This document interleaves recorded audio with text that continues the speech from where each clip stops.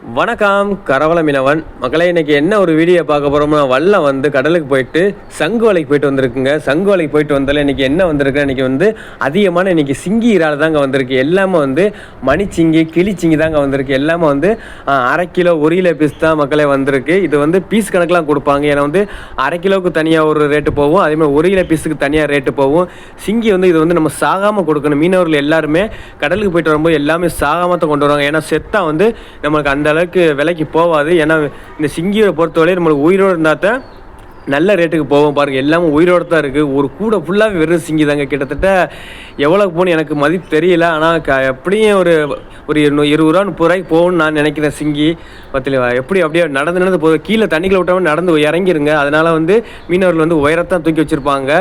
நம்ம வீடியோ இதான் first time பார்க்குறீங்க, நம்ம கரவல மீனவ சேனல் எல்லாம் ஃபாலோ பண்ணிவிட்டு இந்த சிங்கி இறால் என்னன்னு சொல்லி மறக்காம நம்ம சேனலில் கமெண்ட்டில் சொல்லுங்கள். நன்றி, வணக்கம்.